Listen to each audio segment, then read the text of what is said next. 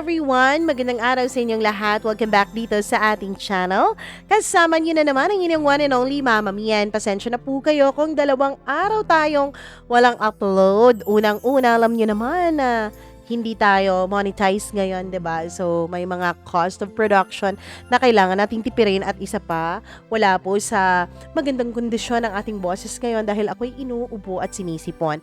Pero pipilitin pa rin natin na makapaghandog sa inyo ng panibagong kwento. Naku, alam nyo ba, ang kwento natin sa araw na ito ay nangangailangan talaga ng inyong focus at nangangailangan din talaga ng inyong mga opinyon at kuro-kuro dahil humihingi po ang sender natin kung ano ba talaga sa tingin ninyo ang nararapat niyang gawin. So, magkinig kayo ng maayos para makapagbigay tayo ng mas maayos na payo. But before that, nais ko munang mag-hello and mag-thank you sa ating mga solid supporters, subscribers, and syempre doon na rin sa ating mga talagang araw-araw na nag-aabang sa ating programa at sa ating mga commentators dyan. Commentators! Sa mga nagko-comment lagi, hello po sa inyo. Emmy Santos, maraming salamat.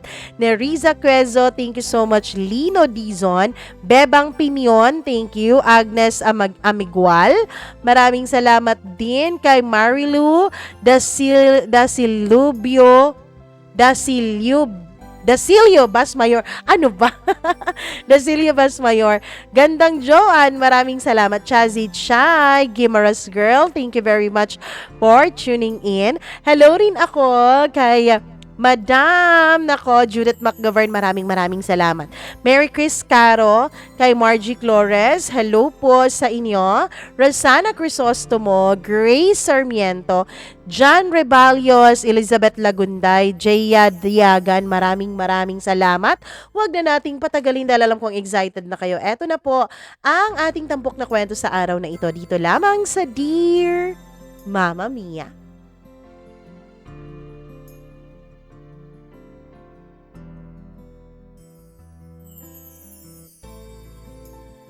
Minsan, masalimuot ang buhay. Maraming pasikot-sikot na kung minsan ay nakakalito at nakakagulo sa buhay mo. Pero lagi mong pakakatandaan, gaano man kalungkot at gaano man kasalimuot ang iyong pinagdadaanan, meron at merong liwanag na naghihintay sa hulihan. Dear Mama Mia, hello po sa inyo. And sa lahat po ng viewers ninyo, just call me Tanya.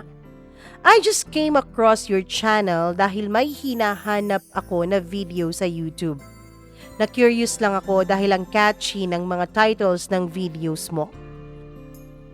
Nung marinig ko nga ang mga kwentong ini-air ninyo, I realized na oo nga no, pwede pala yung ganito. Na mag-share ka ng kwento lalo na if you wanna hear opinions from others. Especially kung may mga questions ka in life na hindi mo maitanong sa mga taong kilala mo dahil takot ka na baka mahusgahan ka nila. I'm in this exact situation. Ang dami kong tanong na gumugulo sa isip ko na hindi ko masagot. Pinag-iisipan ko pa ng maraming beses kung tama ba ang gagawin ko dahil may mga pangyayari sa buhay ko na masyado pong sensitive at tanging mga malalapit lang sa buhay ko ang nakakaalam. But since gusto ko pong marinig ang opinyon ng ibang tao, kaya eto ako ngayon, Mama Mia, sumusulat sa inyo at ibinabahagi itong kwento ng buhay ko. Konting kwento lang about sa family ko dahil somehow sila po ang naging dahilan kung bakit naging napakagulo ng buhay ko. I was 8 years old nung magkahiwalay ang parents ko. Hanggang ngayon ay nasa memory ko pa rin kung papaanong pinalayas ng nanay ko ang tatay ko. Dahil nagsawa na ang nanay ko sa paulit-ulit na panluloko sa kanya ng aking ama. Ayon sa kwento ni Mommy, kahit nung mga panahon na boyfriend pa lang niya si Daddy, ay sobrang cheater na talaga ito. Pinakasalan siya ni Mommy thinking na baka magbabago pa ito. Lalo na kapag nagkaroon na ng pamilya at kapag nagkaroon na ng malaking responsibilidad. Hanggang sa nagkaanak na nga silang dalawa ay wala pa ring pagbabago sa pagiging babaero ng daddy ko. Siguro nga ay talagang napuno na si mommy. Kahit sino naman siguro kapag paulit-ulit na ginagago at paulit-ulit na niloloko ay umaabot din sa point na talagang nagsasawa na, talagang nawawalan na ng pagmamahal at nawawalan na rin ng respeto. Kaya umabot po sa punto na pinalayas na ng mommy si daddy at hindi na sila nagkabalikan pang muli matapos iyon. Simula nga nung araw na yon ay hindi na rin namin nakita pa si daddy. 1 year after maghiwalay ng parents ko ay nagkaroon naman ng panibagong boyfriend ang mommy ko. Masasabi kong naging mabuting ina naman sa amin ng mga kapatid ko si mommy. Dahil kahit na mag-isa lang siya ay na-provide niya lahat ng pangangailangan namin at binigyan niya kami ng maginhawang buhay. Oo, totoo, hindi po buo dahil hindi namin kasama ang ama ko, pero maginhawa po at masaya po ang buhay namin. Pero bukod dun, Mama Mia, ay hindi ko ramdam ang pagiging nanay niya sa amin ng mga kapatid ko. Dahil nakikita ko po at nararamdaman ko po na mas marami pa siyang oras dun sa kanyang boyfriend kesa sa amin na mga anak niya. Oo, napo-provide niya sa amin mga material things, material needs and wants. Pero hindi po ang pagmamahal. Akala siguro ni Mommy ay natatapos na ang pagiging nanay niya kapag nabigyan niya kami ng magandang kinabukasan at magandang buhay. Dahil nga pakiramdam ko ay uhaw na uhaw ako sa atensyon at pagmamahal na dapat ay nagmumula sa aking mga magulang at pamilya, ay inaamin kong naging rebelde po ako, Mama Mia. Nasubukan ko lahat ng klase ng bisyo. Dahil na rin yun sa mga kaibigan ko. Sa mga kaibigan ko na dati ang akala ko ay sila lang ang nakakaintindi at nagmamahal sa akin. Sila lang ang tunay na nagmamalasakit dahil ang mga magulang ko mismo ay iniiwanan lang naman kami. Parang wala naman silang pakialam sa amin. Kaya nung nagkaroon ako ng mga kabarkada at mga kaibigan na sa tingin ko ay nagmamalasakit sa akin dahil lagi nila akong gustong kasama, ay natutunan ko po sa kanila ang mga hindi magagandang asal at bisyo. Alak, sigarilyo, sugal, at ang pinaka nakakatakot sa lahat ay ang pagtikim ko ng pinagbabawal na gamot. Alam kong marami sa mga makakarinig ngayon ng kwento ko ay sasabihin nilang wala namang kasalanan ng mga magulang ko sa mga naging desisyon ko sa buhay. Wala silang kasalanan dahil choice ko naman ang mga desisyon na yon. Hindi naman nila ako tinulak o inutusan na gumawa ng mga bagay na yon. Ako naman ang kusang pumasok sa pagbibisyo. Which is tama. Tama talaga dahil sa aming tatlong magkakapatid ay ako lang naman ang naiba ng landas. Pero at some point, I still blame them kung bakit ako napariwara, Mama Mia. Siguro dahil wala akong naging role model sa mismong loob ng bahay namin. At dahil na rin sa hindi nila ako nagabayan habang lumalaki at nagkakaisip ako. Noong mga panahon na nalulung ako sa mga bisyo ay wala rin namang naging pakialam sa akin ng mommy ko. Kaya ang katwiran ko noon ay sisirain ko na lang ang buhay ko dahil wala namang mga magulang na nagmamahal sa akin. Sisirain ko na lang ang buhay ko dahil baka kapag sirang-sira na ito ay tsaka pa sila magkaroon ng katiting na pansin at atensyon para sa akin. I was 18 years old nung makilala ko si Sanjay, Mama Mia. Mas matanda siya sa akin ng 6 na taon. Gwapo, matangkad, madiskarte sa buhay, pero isa ring adik. Yes, tama ka po ng nabasa Mama Mia at tama po ng rinig ang inyong mga tagapakinig at taga-subaybay ngayon. Nakilala ko si Sanjay through our common friend. Noong una ay siya lang ang source namin ng mga ginagamit namin sa aming bisyo. Party drugs to be exact and to be specific. Hanggang sa naging kaibigan ko na rin siya at naging kasama na rin siya sa mga sessions namin ng mga kaibigan ko. And syempre, naging mabilis lang din ang takbo ng panahon at ng mga pangyayari sa pagitan namin ni Sanjay. From friends ay naging magkarelasyon kaming dalawa. Mama Mia, kahit na unconventional po ang relationship naming dalawa ni Sanjay, ay minahal ko po siya. Dahil hindi siya yung may bisyo na walang pangarap sa buhay. Yes, I know nasasabihin pa rin ninyo na kahit may mga pangarap yan, kahit may mga goals yan sa buhay, ay addict pa rin yan at the end of the day. Pero may mga katangian siya na nakita ko na wala sa ibang mga lalaking nakakasalamuha ko sa aking circle of friends o sa aking mundong ginagalawan. Una na doon ang pagmamahal niya sa akin na ramdam ko pong totoo. Sa kanya ko nakuha ang pagmamahal na hindi pinaramdam sa akin ng aking sariling pamilya at ng aking sariling mga magulang. Nalaman ko rin na kaya niya pinasok ang pagbebenta ng bawal na gamot ay dahil siya ang bumubuhay sa mga magulang at sa mga kapatid niya. Nung nalaman ni Mommy ang tungkol kay Sanjay ay naggalit siya. Pero dahil matagal na rin namang hindi nagpapakainas sa amin si Mommy at hindi rin naman ako nakikinig sa kanya, ay tumigil ako sa aking pag-aaral. Oo, Mama Mia. Tumigil ako at hindi ko talaga inisip noon ang kahihinatnan ng mga desisyon ko. Mas pinili ko pong sumama sa boyfriend ko. Matapos nga po akong tumigil sa pag-aaral ko ay lumayas ako at nakipagtanan kay Sanjay. At doon ko nakita ang ibang bahagi ng buhay, ang ibang bahagi ng mundo. Malayo sa nakagisnan kong buhay ang buhay ng pamilya ni Sanjay. Kahit na sanay ako sa malambot na kama at the aircon na kwarto, ay tinuis ko nung inuwi niya ako sa bahay nila na nasa isang squatter area, Mama Mia.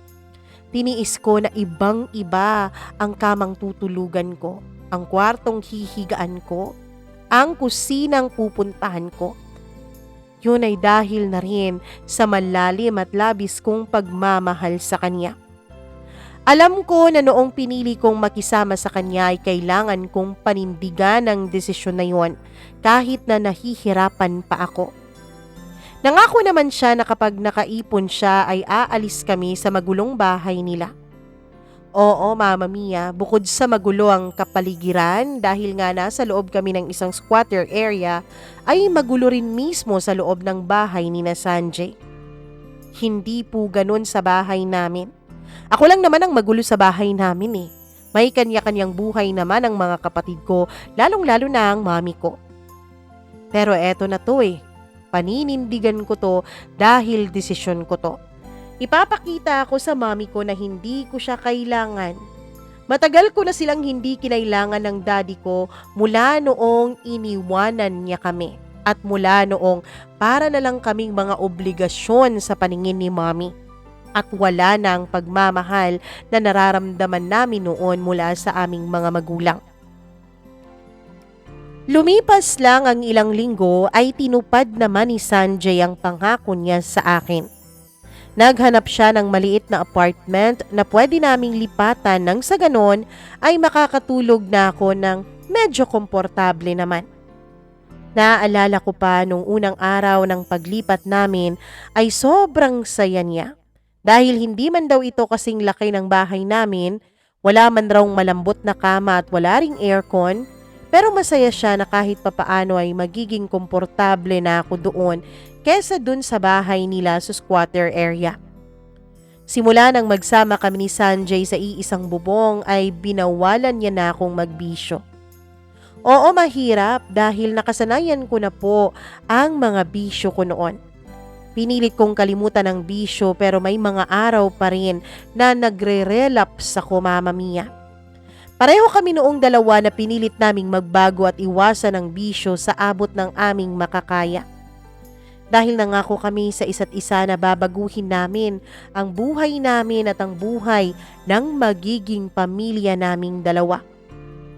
Pero sa kabila ng kagustuhan namin na magbago ay hindi pa rin magawang iwanan ni Sanjay ang pagbibenta niya ng ipinagbabawal na gamot. Ayon sa kanya ay titigil rin siya kapag naibigay niya na ang buhay na gusto niyang ibigay sa akin. Ang buhay na deserve ko raw.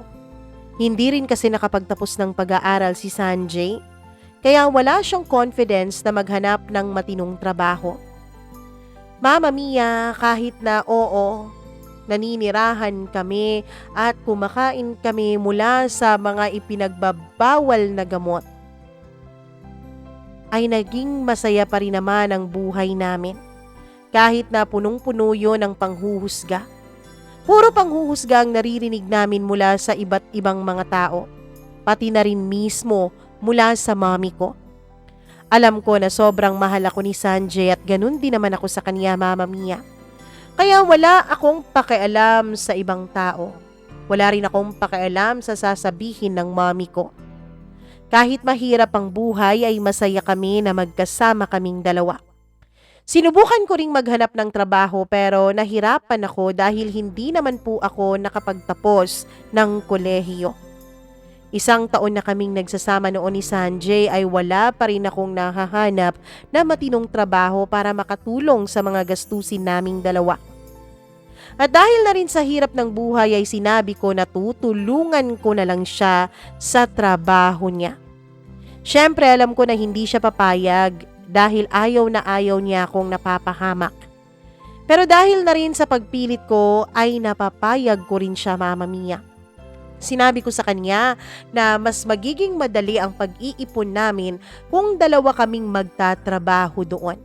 Mas magiging madali ang panahon kung kailan ay tuluyan na naming iiwanan ng mundong yon kapag mas malaki ang aming masisave sa paglipas ng mga araw.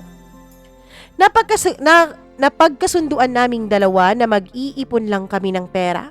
Pagkatapos noon ay titigil na kaming pareho at magsisimula na kami ng maayos na buhay. Oo, nagpaplano kaming magtayo ng negosyo para may pantustus kami sa aming magiging pamilya. Malaki ang pangarap namin sa buhay, Mama Mia. Pero tanging paraan lang na nakikita namin noon ay ang pagbibenta ng ipinagbabawal na gamot. Ako ang naging runner niya sa tuwing may kliyente siya. At dahil matagal na siya sa ganoong trabaho, ay alam niyang markado na siya sa mga pulis, kaya ako naman ang kumilos para makapag-lie low siya. Kahit na napariwara ako ay hindi naman sana ganon ang pinangarap kong buhay, Mama Mia. Pero nung mga panahon na yon ay kaya kong gumawa ng masama, alang-alang sa magiging kinabukasan namin ni Sanjay. Kaya kong gumawa ng mali para lang sa labis kong pagmamahal sa kanya. Halos 2 taon na kaming nagsasama nang mabuntis ako ni Sanjay. Masaya ako pero mas masaya si Sanjay dahil pangarap niya talaga na magkaroon kaming 2 ng anak. Dahil doon ay pinangako niya sa akin na titigil na kami sa aming trabaho dahil may naipon na rin naman kami at kailangan na naming baguhin ang aming mga buhay para sa magiging anak naming 2. O diba? Kahit na masama at kahit na masasabi nating mali ang una naming pagsasama ni Sanjay, ay makikita mo pa rin naman sa kanya ang pagiging responsableng tao niya. Nagsumikap si Sanjay na maghanap ng matinong trabaho. Mahirap, pero wala siyang hindi kakayanin para raw sa amin ng magiging anak niya. Pero isang araw ay kinausap niya ako na kailangan niya ulit gawin ang ganong trabaho dahil mayroong malubhang sakit ang nanay niya. Pinangako niya sa akin na yun na ang huling pagkakataon na gagawin niya yon dahil malaki-laki raw ang kikitain niya at pagkatapos nun ay magpapakalayo-layo na kami at magbabagong buhay na. Pumayag ako, Mama Mia, dahil alam ko kung gaano rin ang pagmamahal ni Sanjay sa kanyang pamilya. Pero sa kondisyon na sasamahan ko siya dahil pakiramdam ko ay hindi gaanong delikado kung ako ang gagawa kesa sa siya. Mas mahirap kasing pagdudahan ang mga babae kesa sa mga lalaki, hindi ba? Ayaw sanang pumayag ni Sanjay dahil nga buntis ako. Pero wala na rin naman siyang nagawa dahil mapilit ako, Mama Mia, at hindi ko naman talaga siya papayagan kung mag-isa niyang gagawin ang bagay na yon. Pero Mama Mia, ang araw na yon ay kakaiba kumpara sa mga nakalipas na araw na ginagawa namin ni Sanjay ang ganong trabaho. Hindi ko alam pero may kakaibang kaba ako sa dibdib na hindi ko naman naramdaman noon. Nakahanda na ako sa gagawin namin. Hawak ko na ang supot na ibibigay ko doon sa buyer. Mas marami yon kumpara sa dati kaya siguro iba ang pakiramdam ko kaya rin siguro kabadong-kabado ako. Hinalikan at niyakap pa ako ng mahigpit ni Sanjay bago ako naglakad papalayo sa kanya. Siguro ay nakalimang hakbang pa lamang ako nang biglang hinabol ako ni Sanjay at inagaw niya ang hawak ko. Inutusan niya ako na tumakbo palayo habang naglakad naman siya patungo sa direksyon kung nasaan ang buyer. Gulong-gulo ako noon pero sinunod ko pa rin ang utos niya na tumakbo ako palayo. Nang makalayo na ako, Mama Mia, ay lumingon ako sa direksyon kung saan naglalakad si Sanjay. Nang biglang may mga armadong lalaking lumapit sa kanya at tinutukan siya ng baril. Pagkatapos noon ay penosasan na siya. Hindi man sila naka-uniforme ay alam kong mga pulis ang mga yon. Kitang-kita ko ang pagkaladkad nila kay Sanjay para isakay ito sa kanilang sasakyan na nag-aantay. Isang police patrol, Mama Mia. Ang bilis ng mga pangyayari, pakiramdam ko ay para akong nasa pelikula nung mga oras na yon. Malayo man ay tanaw ko na nakatingin sa direksyon ko si Sanjay hanggang sa umandar na papalayo ang sasakyan at hindi ko na siya matanaw pa. Magkahalong lungkot, kaba at takot ang nararamdaman ko noong makauwi ako sa apartment namin. Hindi ko alam ang gagawin ko. Hindi ko alam kung saan mag-uumpisa. Dahil sa takot ay nagdesisyon ako na umuwi sa bahay namin. Nang makita ako ng mommy ay dali-dali niya akong pinalayas at sinabihang hindi raw siya magpapatuloy ng adik sa kaniyang pamamahay. Sinubukan ko ring magpunta sa bahay ng mga magulang ni Sanjay pero galit rin sila sa akin, Mama Mia. Dahil ako ang tinuturo nilang may kasalanan kung bakit nakulong si Sanjay. Awang-awa ako sa sarili ko nung mga panahon na yun dahil buntis ako. Hanggang sa tinawagan ako ng panganay kong kapatid, Mama Mia, at sinabing sa bahay na lang muna niya ako tumuloy pansamantala. Nalaman pala niya na pinalayas ako ni Mommy sa aming bahay dahil nagsumbong sa kanyang bunso naming kapatid.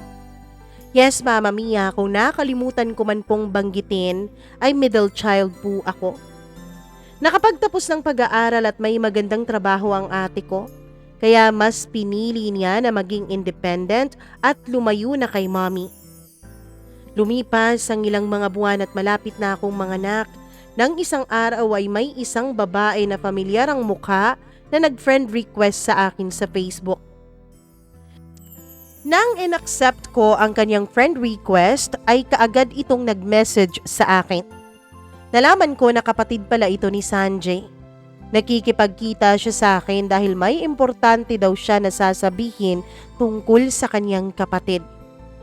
Kaya naman nakipagkita ako, Mama Mia. Kahit ano, basta't konting balita tungkol kay Sanjay ay pinapatos ko talaga. Nang magkita kami ay nalaman ko na nakakulong pa rin si Sanjay. May inabot siya na isang sobre sa akin at sinabing bilin daw sa kanya ng kuya niya na ibigay sa akin yon anuman ang mangyari. Sa loob ng sobre ay may pera at isang sulat. Hindi naman masyadong malaking halaga ang perang laman nito pero nang basahin ko ang sulat ay pumatak ang mga luha sa mga mata ko. Parang bumalik ako sa araw na nahuli si Sanjay. At sa araw na yon niya na pinatunayan sa akin ang labis-labis niyang pagmamahal. Dahil handa siyang mapahamak, mailigtas lamang niya ako. Ako sana dapat ang nakakulong dun, 'di ba? Pero iniligtas niya ako, Mama Mia. Ang sabi niya sa kanyang sulat ay inipon niya ang perang yon para sana sa pangako niya sa akin na pag-aaralin niya ako para mabago ang buhay ko dahil hindi niya pinangarap na magulo ang buhay na ibibigay niya sa akin. Ang sabi niya ay gamitin ko daw ang perang yon para makapagsimula at mabigyan ng maayos na buhay ang magiging anak naming dalawa. Sobrang sakit na sa kabila ng nangyari sa kanya ay kami pa rin ang magiging anak namin ang iniisip niya. Samantalang ako ay hindi ko man lang maipakita at maiparamdam ang pagmamahal ko sa kanya. Natatakot ako noon na dumalaw sa kanya sa kulungan, Mama Mia. But God knows how much I love him. Pero nung minsan ay hindi ko siya binisita sa kulungan, sa takot ko na rin na baka iugnay ako dun sa kaso niya. Hanggang sa makapanganak na ako ay wala na rin akong naging balita patungkol kay Sanjay. Pagkatapos kong maisilang ang anak ko ay tinulungan ako ng ate ko na makapagsimula at makabangon sa buhay ko. I underwent rehab. Tiniis ko ang lungkot na hindi ko makasama sa loob ng 6 na buwan ng anak ko, Mama Mia. Alam kong para rin ito sa magiging kinabukasan ng anak ko kaya pumayag ako sa rehab na yon. Naging mabilis lang rin naman ang mga araw at nalagpasan ko ang sobrang lungkot sa loob ng rehabilitation center. Nang makalabas ako ay tinulungan rin ako ng ate ko na makapag-aral ulit. Nagsikap ako na makapagtapos ng kolehiyo para matupad ko ang mga pangarap ko para sa anak ko. Nang makagraduate ako ay naging madali na lang sa akin ang makahanap ng magandang trabaho. Nakapasok ako bilang isang teller ng bangko. Bumukod na rin kami ng bahay ng anak ko dahil may sariling pamilya na rin noon ang ate ko na tumutulong sa akin. Dahil maganda na rin naman ang trabaho ko ay nakapagrenta na ako ng maayos at magandang bahay para sa amin ng aking anak. Kumuha na rin ako ng mapagkakatiwalaang kasambahay na mag-aalaga sa kanya tuwing ako ay nasa trabaho. Gusto kong ibigay ang lahat ng pagmamahal sa anak ko na hindi pinaramdam sa akin noon ng mga magulang ko, Mama Mia. Dahil takot na takot rin ako na baka danasin ng anak ko ang dinanas ko. Sa anak ko na lang tanging umiikot ang mundo ko dahil ayokong maranasan niya ang mga pangyayari na naranasan ko noon. Wala sa isip ko noon na pumasok sa isang relasyon nung makilala ko si Miguel. Si Miguel ay isa sa mga regular clients ng bangko kung saan ako nagtatrabaho. Madalas ay ako ang nag-a-assist sa kanya sa tuwing may transaction siya kaya naging malapit na rin kami sa isa't isa. Ayon sa kwento niya ay single dad siya at may isang anak na babae na 15 years old na. Mas matanda ng 12 years sa akin si Miguel. 26 years old na ako nang niligawan ako ni Miguel habang siya naman ay 38 na. Oo, umabot na kami sa ligawan nang tanggapin ko ang panunuyo niya sa akin dahil ramdam ko naman na mabuting tao rin si Miguel. Kaya naman napagdesisyonan kong buksan ko ang puso ko para sa kanya. Nang ligawan niya ako ay sinabi ko rin sa kanya ang tungkol sa anak ko. Pero dahil sa takot kong mag-iba ang tingin niya sa akin ay hindi ko sinabi sa kanya ang buong katotohanan tungkol sa aking nakaraan. Ang sabi ko ay nabuntis lang ako ng naging boyfriend ko noon at iniwanan ako nito nung malaman niya na buntis ako. Tinanggap at minahal rin ni Miguel ang anak ko, Mama Mia. Ganon rin naman ako sa anak niya kahit na alam kong medyo malayo ang loob sa akin ng bata dahil teenager na ito. Makalipas ang 1 taon ng relasyon naming dalawa ni Miguel nang magdesisyon kaming dalawang magpakasal na. Naging madali lang naman ang proseso dahil divorce na ang kasal nila ng una niyang asawa. Sa ibang bansa kasi sila ay kinasal, Mama Mia, kaya divorce ang naging proceedings nila. Namuhay kami bilang isang pamilya kasama ng anak ko at ng anak ni Miguel. Naging maayos at maganda naman ang takbo ng pagsasama namin bilang mag-asawa. Pareho kaming busy sa mga trabaho namin pero may oras pa rin kami para sa mga anak namin. Nang isang araw ay may isang multong biglang nagparamdam ulit sa akin. Tumawag sa akin ang kapatid ni Sanjay. Tanging siya lang ang may way para makontak ako, kaya siya ang nakipag-usap sa akin. Ang sabi niya ay nakalaya na raw ang kapatid niya at gusto niya kaming makita ng anak namin. Hindi na ako nakasagot at binaba ko na lang ang tawag sa sobrang kaba na naramdaman ko. Parang tumigil ng panandalian ang mundo ko, Mama Mia. Hindi ko alam ang mararamdaman ko dahil makalipas ang 7 taon at nasa masaya at maayos na akong buhay ay bigla-bigla namang magpaparamdam ang nakaraan ko na pilit ko nang kinakalimutan. Lumipas ang ilang araw ay may isang unknown number na tumatawag sa akin. Nang sagutin ko ito ay isang familiar na boses ng lalaki ang nasa kabilang linya. Hindi ako maaaring magkamali. At tama nga dahil si Sanjay ang tumatawag. Habang kausap ko siya ay bumalik lahat ng alaala namin noong magkasama kaming dalawa. Magkahalong takot at pananabik ang nararamdaman ko nung mga panahon na yon. Hiling niya na makita niya kami ng anak namin pero ipinaliwanag ko sa kanya ang sitwasyon na may asawa na ako at hindi nito alam ang tungkol sa nakaraan ko. Lalong-lalo na ang tungkol sa kanya. Hindi ko man nakikita nung mga oras na yun si Sanjay ay ramdam ko pa rin na nasasaktan siya. Rinig ko sa boses niya ang sakit dahil sa nalaman niya. Bago matapos ang pag-uusap namin ay nakiusap ako sa kanya na wag na niya ulit akong tatawagan pa. Sinabi kong makikita rin niya ang anak namin pero bigyan niya ako ng panahon para doon. Mama Mia, nakampante naman ako na hindi guguluhin ni Sanjay ang buhay ko. Nagpatuloy ang buhay ko kasama ang asawa kong si Miguel. Masasabi kong mabait at responsable ang asawa ko pero ang tanging naging problema ko lang sa kanya ay ang pagiging masyadong agresibo niya pagdating sa kama. Madalas ay stress ako dahil bukod sa trabaho ko ay may inaasikaso pa akong negosyo namin. Kaya inaamin ko na minsan ay hindi ko na siya napagsisilbihan bilang asawa at hindi ko madalas maibigay ang obligasyon ko sa kanya sa kama. Noong una ay iniintindi niya ako pero kalaunan ay naging madalas ng dahilan yon ng pag-aaway namin. Ang pagtanggi ko sa kanya sa kama. Hindi ko na masyadong inintindi pa ang mga ganong away namin dahil na rin sa may mga ibang bagay pa ako na dapat pagtuunan ko ng pansin. Gaya na lamang ng pangungulit pa rin sa akin ni Sanjay. Kasi Mama Mia, sa kabila ng pakiusap ko sa kanya na wag na niya akong tatawagan ay hindi niya pa rin ako tinitigilan. Hanggang sa pinagbantaan na niya ako na ang asawa ko na ang kakausapin niya kung hindi ko ipapakita sa kanyang anak namin. Bago pa mangyari yun ay pumayag na ako na ipakita sa kanyang bata sa kondisyon na hindi siya magpapakilala dito bilang tatay ng anak ko. Dahil ayokong mabigla at maguluhan ang anak ko. Pinalaki ko ang anak ko sa paniniwalang patay na ang tatay niya. Wala din akong ipinakita sa kanya ni isang picture ni Sanjay kaya walang kaidi-idiya ang anak ko sa katauhan at pagmumukha ng kanyang ama. Ginawa kong sekreto ang lahat. Pinanatili ko na walang alam ang asawa ko sa nakaraan ko. Dahil ang gusto ko, Mama Mia, ay mamuhay ng ligtas mula sa aking nakaraan ng anak ko. Kaya nakapagkita kami ng anak ko kay Sanjay nang minsan na nag-out of town si Miguel para sa trabaho. Kitang-kita ko ang saya at pananabik sa mga mata ni Sanjay nang yakapin niya ang anak namin. Nakita ko rin sa mukha ng anak ko na para bang hindi niya maintindihan ang mga nangyayari.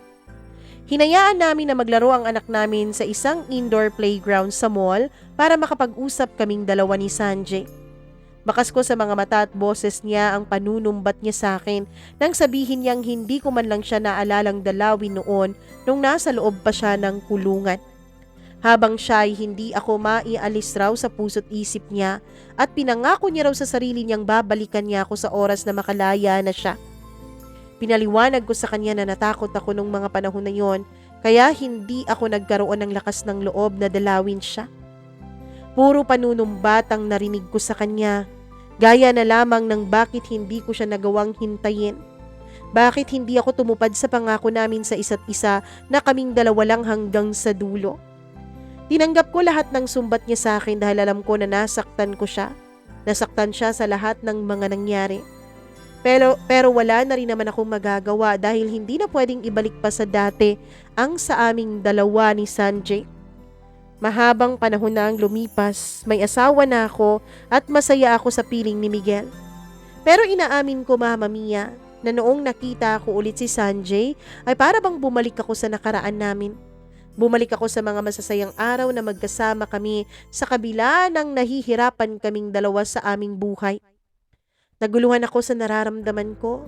Mahal ko si Miguel pero naramdaman ko ulit kung paano ko minahal noon si Sanjay. Natanong ko ang sarili ko kung minahal ko ba talaga ng totoo ang asawa ko o ang minahal ko ay ang buhay na ibinigay niya sa amin ng anak ko. Nakalimutan ko na nga ba talaga si Sanjay sa mga nakalipas na 7 taon? Habang naiisip ko ang mga yon ay tulala lang ako nang biglang tumawag ang kaibigan ko. Para akong nagising sa isang panaginip nang marinig ko ang sinabi niya. Nakita raw niya ang asawa ko na may kasamang ibang babae sa isang hotel sa Palawan. Ang akala nga raw niya ay ako ang babaeng kasama nito dahil medyo magkahawig raw kami nung babae. Pero nakumpirma niya na hindi ako yon dahil dumaan sila mismo sa harapan niya na magkahawak pa ang mga kamay. Dahil sa nalaman ko ay lalo pang nadagdagan ang mga gumugulo sa isipan ko. Ang sabi sa akin ni Miguel ay may conference sila sa Davao. Pero parang nakita siya ng kaibigan ko sa Palawan. Hinintay ko na makauwi ang asawa ko. Hindi ko siya kinausap tungkol sa nalaman ko dahil wala pa naman akong sapat na ebidensya. Alam ko, Mama Mia, kahit na hindi ko naranasan yon kay Sanjay, alam kong magtotodo dinay lang ang mga lalaki hanggat hindi mo pakawak ang isang matibay na ebidensya. Pero ang mga naging kilos at pagtrato niya sa akin ang parang nagbibigay na ng confirmation na niloloko nga niya ako. Simula kasi noong bumalik siya ay naging malamig na ang pakikitungo niya sa akin. Ang dating makulit at mapilit pagdating sa kama ay parang hindi na ako nag-e-exist pa sa tabi niya.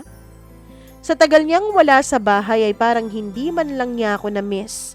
Ang sabi niya ay pagod lang daw siya sa negosyo at sa madalas niyang pagbiyahe. Hanggang sa isang araw ay bigla akong nagkaroon ng instinct na pakialaman ang personal niyang email. Siguro nga ay woman's instinct talaga ang naramdaman ko noon.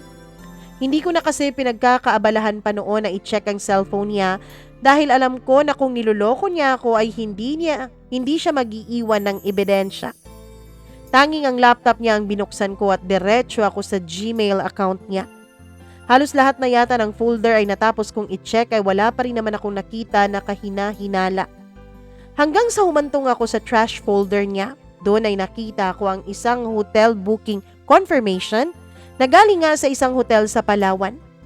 Matinding kaba sa dibdib ang naramdaman ko habang binabasa ko ang detalye ng email na yon. Nakita ko na ang date na nakalagay doon ay ang mismong araw na umalis siya at sinabi niya sa akin na may conference siya sa Davao. Lalo pang tumindi ang kaba sa dibdib ko nung makita ko ang check-in details. Family room for 2 adults and 1 child ang nakalagay.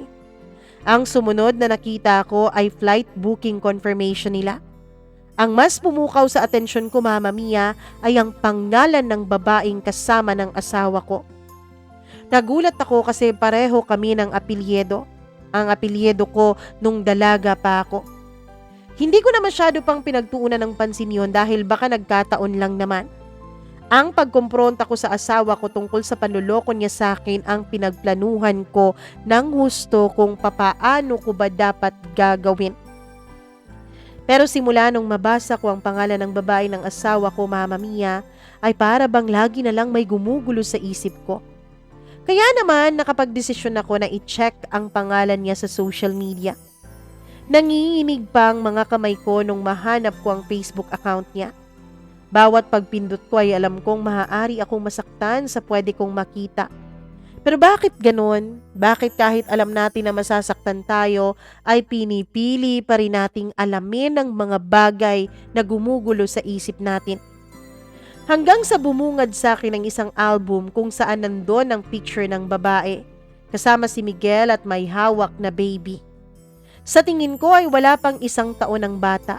lalong sumisikip ang dibdib ko nang bawat pagpindot ko ng next para sa susunod na picture ay nakikita ko kung gaano ka-sweet ang asawa ko sa kabit niya. Wala yatang ni isang picture na hindi siya nakayakap dito o nakahawak sa mga kamay nito. Sa mga naunang pictures ay silang tatlo lang ang nakikita ko. Si Miguel, ang kabit niya at ang baby na hindi ko pa ma-confirm kung anak nga yun ng asawa ko dun sa babaeng yun. Hanggang sa isang picture ang nagpalakas lalo ng kabog sa dibdib ko. Ang nasa picture ay si Miguel ulit at ang kabit niya at may isang lalaki silang kasama na siguro ay nasa late 50s na ang edad sa tansya ko. Siguro ay 5 minuto na akong nakatitig sa picture nang para ba akong binuhusan ng malamig na tubig nang mabasa ko ang caption na nakalagay doon. Happy Father's Day to this amazing man in my life. Isang confirmation na anak nga ng asawa ko ang baby na hawak-hawak nila. Pero higit pa doon ang tuluyang nagpatulo ng luha ko, Mama Mia. Dahil ang lalaking sinasabi ko sa inyo na lampas 50s na ang edad, ay walang iba kundi ang daddy ko. Si daddy ang lalaking tinutukoy ko na kasama nila sa picture. Oo, hindi ako pwedeng magkamali. Ang daddy ko nga ang nasa picture na yon. Halo-halong emosyon ang naramdaman ko. Napakaraming tanong sa isip ko. Kaya ba kami pareho ng apelyido ng babaeng yon dahil anak din siya ng daddy ko? Magkapatid ba kami ng kabit ng asawa ko? Sa isang iglap ay parang nakalimutan ko na ang dahilan kung bakit ko tinitignan ang pictures na yon. Nakalimutan ko na para yon makumpirma ko ang panluloko sa akin ni Miguel. Parang mas nasaktan pa ako sa pagkakadiskubre ko ng tungkol sa totoong pagkatao ng kabit niya. Dahil gusto kong masagot lahat ng tanong sa isip ko ay pinuntahan ko ang kapatid ko. Dahil hindi kami in good terms ni Mommy ay hindi na ako nag-aksaya pa ng panahon sa kanya. Hindi ako nag-aksaya ng panahon para humingi ng kasagutan mula kay Mommy sa mga katanungan ko. Doon ako sa ate ko nagtanong ko dahil alam kong hindi siya magsisinungaling sa akin. Ayon sa ate ko ay confirmed na may anak nga sa ibang babae si daddy. Sa katunayan ay mas matanda pa pala yun kaysa sa akin ng 1 taon. Yun ang dahilan kung bakit tuluyang pinutol ni Mommy ang relasyon nila dahil hindi niya matanggap na hindi lang basta ng babae si daddy. Nagkaanak pa talaga ito at mas matanda pa sa akin. Para akong dinurog sa mga nalaman ko. Napakaliit ng mundo, di ba, Mama Mia? Ang taong naging dahilan kung bakit kami iniwanan ng daddy ko noon, ay siya rin ang dahilan kung bakit ako niloloko ng asawa ko ngayon. Nang malaman ko ang lahat at nang i-confront ko ang asawa ko tungkol sa panloloko niya sa akin, ay siya mismo ang nagkumpirma na anak nga niya ang bata dun sa pictures na yon. Ang anak sa labas ni daddy ay naanakan rin sa labas ng asawa ko. What a small world, hindi ba? Dahil doon ay nagpasya ako na makipaghiwalay kay Miguel. Sinubukan naman niyang humingi ng tawad at ayusin ang relasyon namin pero pinagtabuyan ko na siya. Nalaman ko na lang na pagkatapos ko siyang pagtabuyan ay doon siya sa kabit niya pumunta. Natanong ko ang sarili ko kung ano ba talagang meron sa babaeng yun. Bakit siya na lang lagi ang pinipili ng mga taong nasa buhay ko?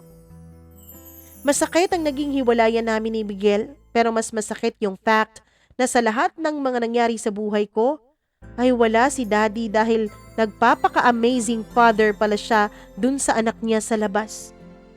Ang tagal na panahon kong iniisip kung nasaan na ba siya, tapos malalaman ko na nagpapakaulirang ama pala siya doon sa anak ng kabit niya. Para mabigyan ng tuldok lahat ng hinanakit ko ay nagdesisyon ako na gusto kong makausap ang daddy ko. Pero ang tanging way ko lang para matupad yun ay ang kausapin ng kabit ng asawa ko. Nang mag-send ako ng message sa kanya, ang buong akala niya ay tungkol kay Miguel ang pakay ko. Alam pala niya ang pagiging kabit niya, Mama Mia. Doon ako lalong nagkaroon ng galit sa kanya. Dahil alam na alam pala niyang may asawa si Miguel pero pinatulan pa rin niya. May mga babae talaga sigurong ganon, Mama Mia? Parang nagiging mas masaya pa sila kapag nakakasira sila ng buhay at pamilya ng iba. Pero nang sinabi kong ang daddy ko ang gusto kong makausap ay laking gulat din nito. Hanggang sa dumating ang araw na nagpag-usapan namin, finally ay mabibigyan na siguro ng closure ang mga nararamdaman ko. Dahil sa matagal na panahon ay longing pa rin ako na marinig ang dahilan ni daddy kung bakit ganun na lang kadali para sa kanya ang iwanan kami ng palayasin siya ng mommy. Bakit hindi niya pinaglaban ang pamilya namin? Bakit nawala na lang siya na parang bula? Bakit hindi niya kami binalikan ng mga anak niya? Nang makalapit ako ay doon ko nakita na kasama pala niya ang anak niya sa labas na kabit ng asawa ko, Mama Mia. Ang kapal ng mukha ng babae, hindi ba? Hindi ko maintindihan ang nararamdaman ko. Kung kay daddy ba ako magagalit o sa kabit ni Miguel?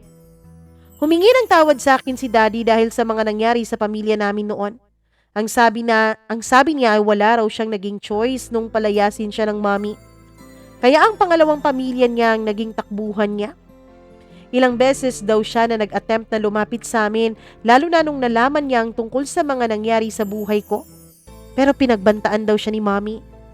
Gustuhin man daw niya na tulungan ako pero hindi niya nagawa dahil bumagsak din ang negosyo niya simula nung maghiwalay silang dalawa ng mommy ko. Kahit papaano ay nabigyan ng kasagutan ang mga tanong ko nung simula pa nung bata ako, Mama Mia. Ang sabi ni daddy ay nalaman rin niya ang ginawa sa akin ng asawa ko kaya isinama niya ang anak niya sa labas para humingi rin ng tawad sa akin. Sinabi niyang lumayo na raw ito noon pero si Miguel raw ang makulit at pilit na gustong ituloy ang relasyon nila. Hindi sapat ang mga narinig ko para patawarin ko siya, Mama Mia. Masama na ako sa kung masama pero hindi ko kailanman sila mapapatawad sa ginawa nilang pangtatraidor sa akin. Pagkatapos ng pangyayaring yun ay nagpatuloy ako sa buhay ko na hindi nakasama ang asawa ko. Binuhos ko na lang lahat ng oras ko sa anak ko, sa lahat ng mga pinagdaanan ko na panluloko sa akin ng asawa ko at sa mga diskubri ko tungkol sa tatay ko ay tanging si Sanjay ang taong nakinig sa lahat ng hinanakit ko. May parte sa puso ko na gusto nang iwasan at layuan si Sanjay dahil sa tuwing nakakasama ko siya ay parang bumabalik ako sa nakaraan namin na gusto ko na sanang makalimutan. Pero may parte din sa puso ko na gusto kong makasama at makausap sa tuwing nakakaramdam ako ng sakit at lungkot. Nadulot sa akin ni Miguel at ni Daddy itong si Sanjay.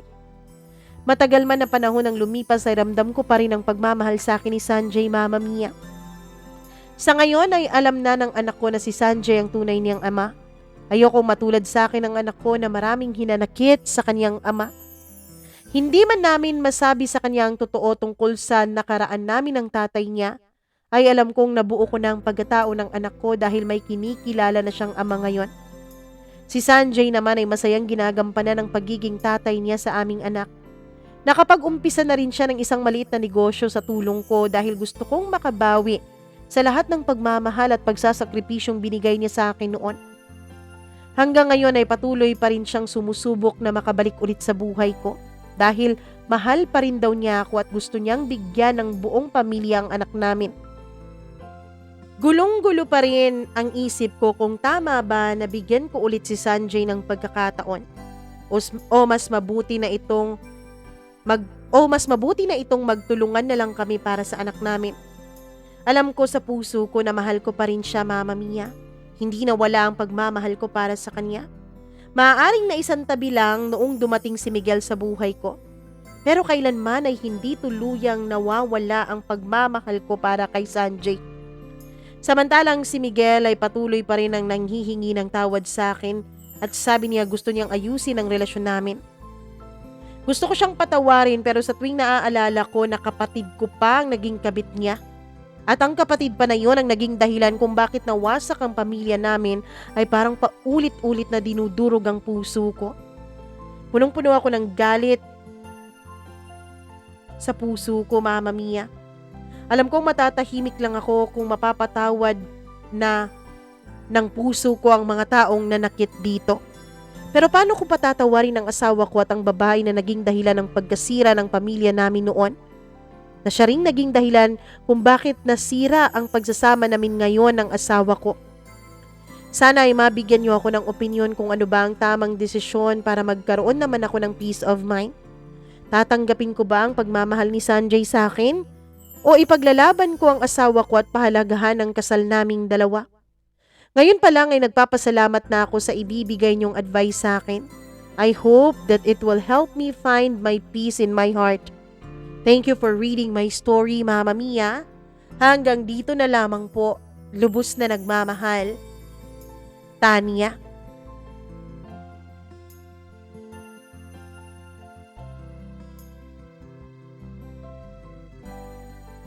Alam mo, Tanya, sa totoo lang, ang papa mo, ang daddy mo at si Miguel, pareho po silang duwag.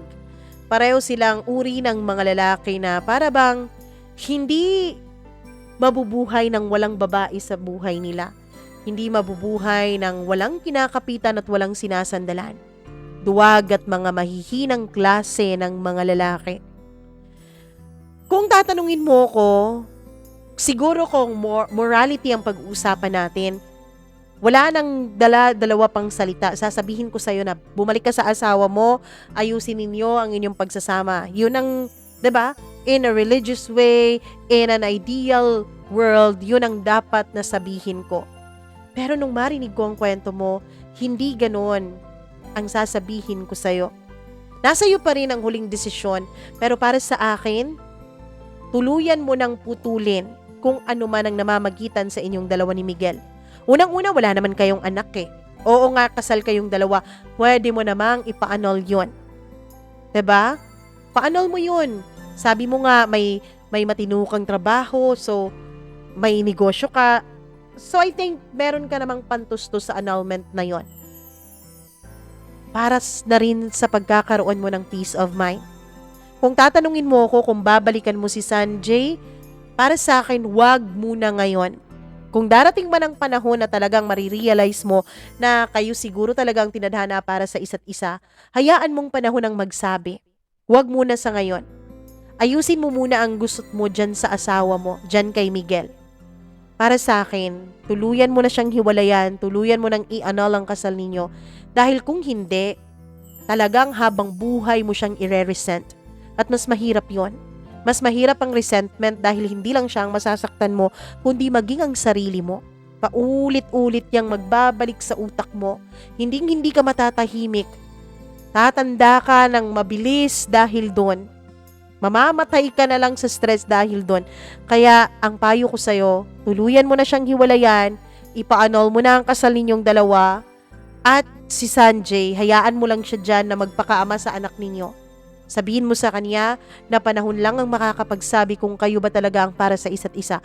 Sa ngayon, wag na wag kang makikipagrelasyon kay Sanjay dahil sa klase ng lalaki ng pagkatao ni Miguel, tingin ko baka gamitin pa niya kapag nalaman niyang may relasyon kayong dalawa ni Sanjay, gamitin pa niya yon bilang alas laban sa'yo. Sa ngayon, ayusin mo muna ang gusot ninyo. At sa daddy mo, oo, mahirap, pero eventually makakapagpatawad ka rin. Alam mo, talagang dalawang nakakainis na bagay ang naano ko dito sa kwento mo eh. Yung mga lalaking tulad ni Miguel at sa daddy mo na walang paninindigan, walang mga, alam mo na, 'di ba? Walang mga B, nakakagalit.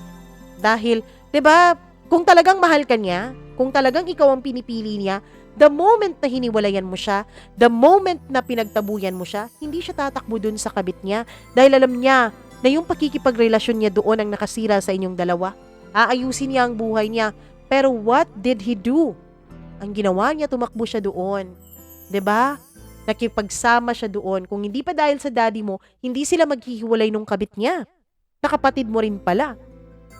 So, ang mga lalaking ganon, hindi na nararapat na bigyan pa ng second chance. Yes, everybody deserves second chances except sa mga taong ganon. At pangalawang ikinagagalit ko talaga ay itong mga babaeng pumapayag na maging pangalawa sa buhay ng mga lalaking minamahal nila. Kasi iniisip nila na na 'di ba, itong mga lalaki kasi kapag gustong-gustong makuha ka, sinisiraan yung asawa nila. Kesyo bungangera yung asawa, kesyo losyang yung asawa, kesyo gumagastos lang yung asawa ng pera nila, ganun. Kung ano-anong kasiraan ang sasabihin para makuha ka. Ikaw naman tong si tanga. Oo, ikaw tong magiging knight in shining armor niya. Siya itong damsel in distress, tapos ikaw yung superhero na sasagip sa kanya sa miserable niyang buhay pamilya. Kaya pumapayag. Please girls, learn from this experience and learn from this kwento. Do not let yourself be the cause of another woman's misery. Huwag na huwag mong hahayaan na ikaw ang maging dahilan ng pagluha at pagkawasak ng pamilya ng ibang babae. You are as accountable as the man who cheated. Okay? Wala kang pagkakaiba, pareho kayong dalawa. Charot lang. Anyways, I hope na nabigyan kita ng kaliwanagan sa pag-iisip mo, Tanya. At sa mga viewers natin o listeners natin dyan, ako, mag-comment din kayo dito sa kwento ni Tanya para naman magkaroon siya ng pagpipilian o pagtitimbangin na pwede niyang maging desisyon. Maraming salamat, Tanya, sa iyong pagtitiwala na i-share dito sa ating programa ang iyong kwento. Maraming salamat din sa inyo na nakikinig ngayon. Naway hindi pa rin kayo magsawang sumuporta sa atin. Ako po ang inyong one and only Mama Mia. Magandang araw sa inyong lahat hanggang sa susunod nating kwento. Bye-bye! Magandang araw!